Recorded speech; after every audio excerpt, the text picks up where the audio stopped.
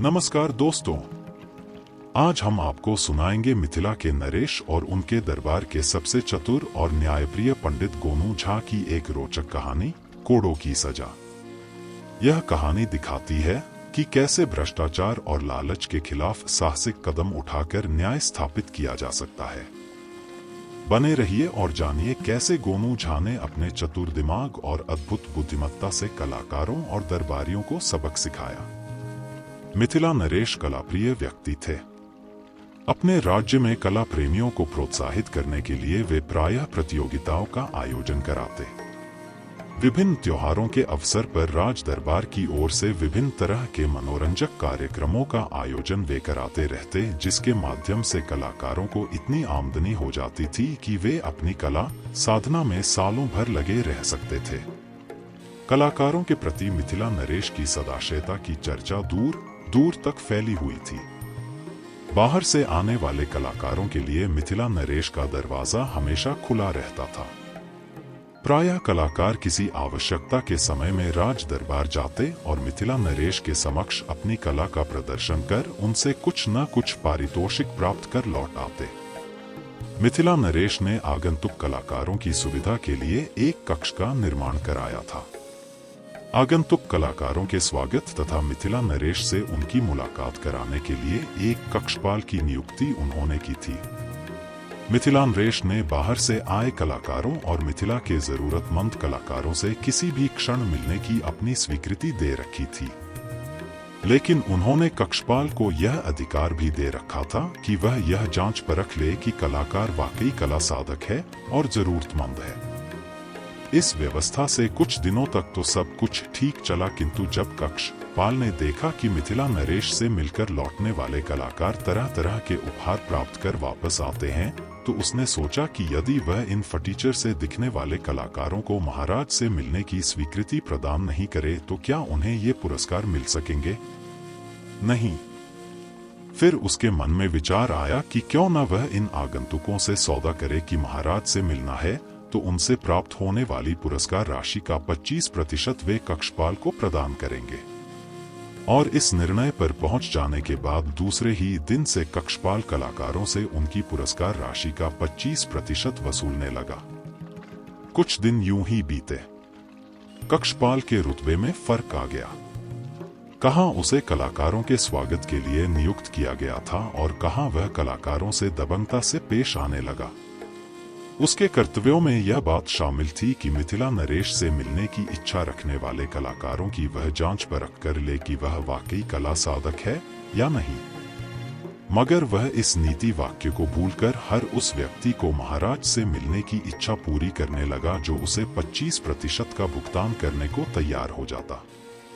बाद में उसका साहस और बढ़ गया जब कुछ लोगों ने मिथिला नरेश के दरबार में प्रवेश के लिए उसे अग्रिम चढ़ावा देने की पेशकश की। मिथिला नरेश ने महसूस किया कि उनके पास कलाकार के नाम पर कुछ ऐसे लोग भी आने लगे हैं जो कला के मर्मज्ञ नहीं हैं और न ही प्रतिभा के धनी। कार्तिक का महीना था। फसलें कट चुकी थी। मिथिला नरेश हर वर्ष कार्तिकोत्सव का आयोजन कराते थे। इस साल उन्होंने कार्तिकोत्सव को भव्य रूप देने का निश्चय किया था। उन्होंने एक दिन गोनू झा से कहा, पंडित जी, इस वर्ष मैं कार्तिकोत्सव का भव्य आयोजन कराना चाहता हूँ। मैं चाहता हूँ कि इस आयोजन में दूसरे राज्यों के कलाकारों को भी विशेष आमंत्रण भेजूं। मगर मुझे संकोच हो रहा है क्योंकि इस वर्ष अपने राज्य के जितने भी कलाकार मुझसे मिलने और अपनी कला का प्रदर्शन करने आए उनमें बहुत कम ऐसे लोग थे जिनमें कला के तत्व विद्यमान थे। मुझे समझ में नहीं आ रहा था कि मिथिलांचल में कला की अधोगति क्यों हो रही है। बड़े और सिद्धहस्त कलाकार इस वर्ष मुझसे मिलने क्यों नहीं आए? जब गोनू झा ने मिथिला नरेश के मुंह से यह बात सुनी तो वे गंभीर हो गए। उन्हें महाराज की बात चिंता पैदा करने वाली लगी कि इस वर्ष महाराज से मिलने राज्य का कोई भी वरिष्ठ कलाकार नहीं आया।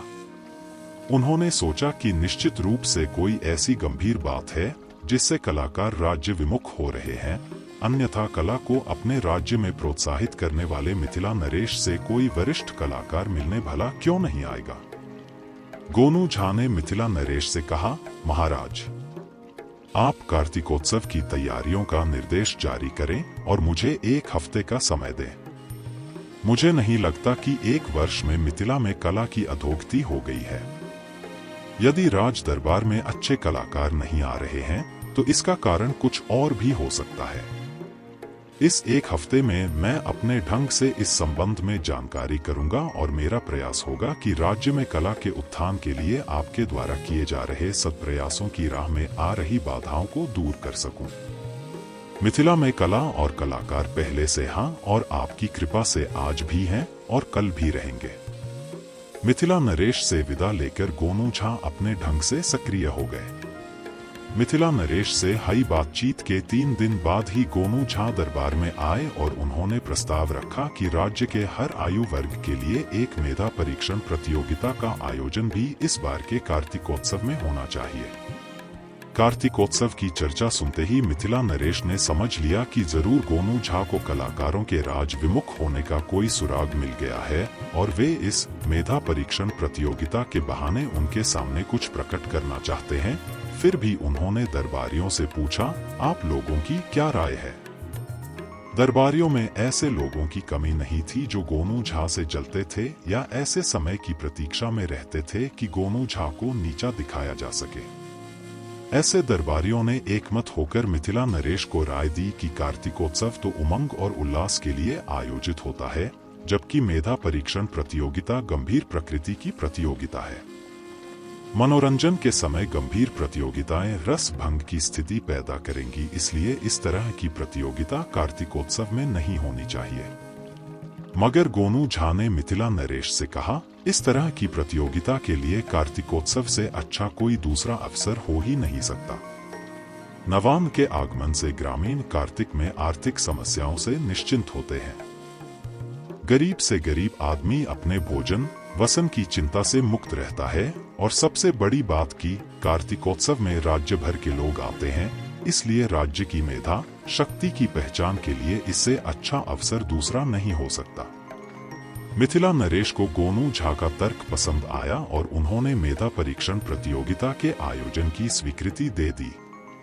इस स्वीकृति के तुरंत बाद गोनू झा ने मिथिला नरेश के सामने इच्छा जताई, महाराज, मैं भी इस मेधा परीक्षण प्रतियोगिता में भाग लेना चाहता हूँ। दरबारियों में जैसे ही गोनू झा को महाराज से यह कहते सुना कि मेधा परीक्षण प्रतियोगिता में वह भाग लेना चाहते हैं, तो उन्होंने विरोध करना शुरू कर दिया कि इस तरह की किसी भी प्रतियोगिता में राज दरबार का कोई भी व्यक्ति शामिल नहीं हो सकता। लेकिन गोनू झा ने पुनः मिथिला नरेश से कहा, महाराज, मैं इस प्रतियोगिता में अपनी मेधा की वास्तविक क्षमता की पहचान के लिए भाग लेना चाहता हूँ। मुझे पारितोषिक की अभिलाषा नहीं है। उन्होंने दरबार में घोषणा की कि दरबारी यदि उन्हें इस प्रतियोगिता में शामिल होने के लिए इस शर्त पर स्वीकृति प्रदान करें कि वे कोई भी इनाम ग्रहण नहीं करेंगे तो वे उनके आभारी रहेंगे। इस पर दरबारी शांत होकर अपने आसनों पर बैठ गए। महाराज ने गोनू झा को मेधा परीक्षण प्रतियोगिता में भाग लेने की स्वीकृति दे दी। इसके 4-5 दिन बाद मिथिला का प्रसिद्ध कार्तिकोत्सव प्रारंभ हुआ। 1 पखवाड़े तक चलने वाले इस आयोजन में राज्य भर के कलाकार तो आए ही, राज्य के बाहर के भी विशेष आमंत्रित कलाकारों ने अपनी कला का प्रदर्शन किया। कार्तिकोत्सव के समापन समारोह के दिन पुरस्कार वितरण की व्यवस्था के लिए विशेष रूप से बनवाया गया बृहद पंडाल खचाखच भरा था। मिथिला नरेश पुरस्कार वितरण के लिए स्वयं मंच पर आसीन थे। सबसे पहले मेधा परीक्षण प्रतियोगिता के परिणाम सुनाए गए।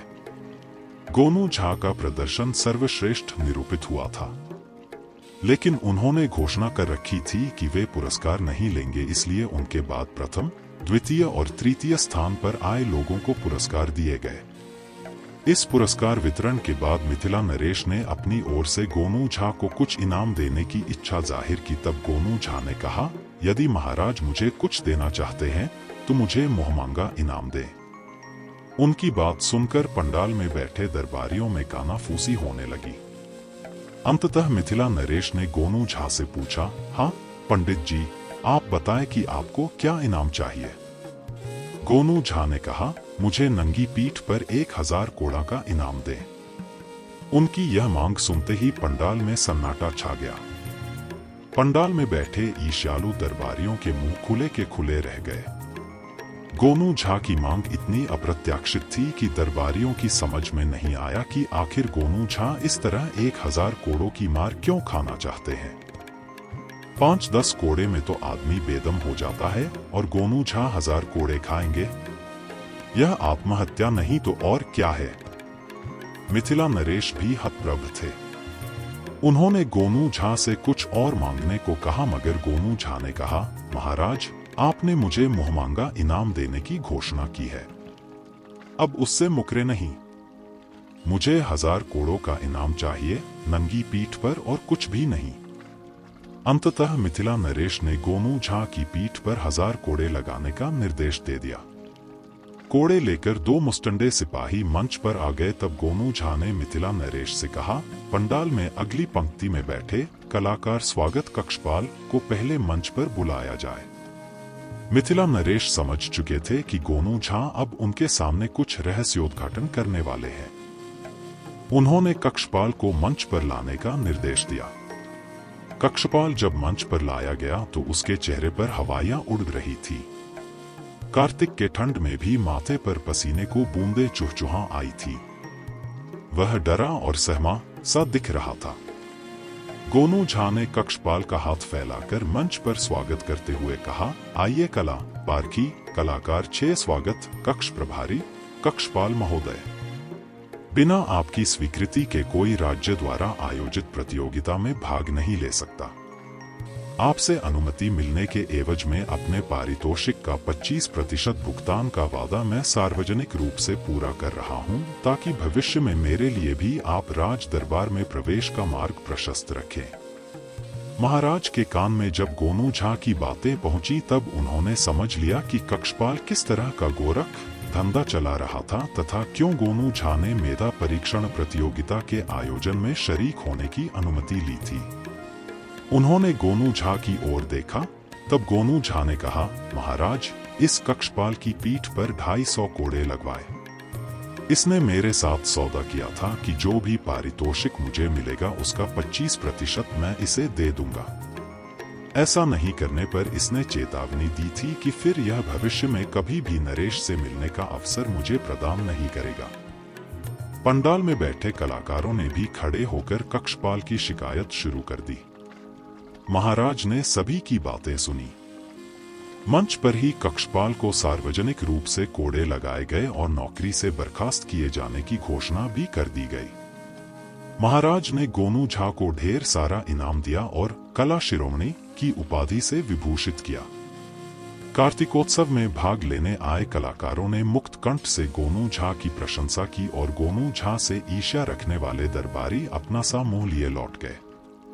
अगर आपको यह कहानी पसंद आई हो तो लाइक और शेयर जरूर करें और चैनल को सब्सक्राइब करें।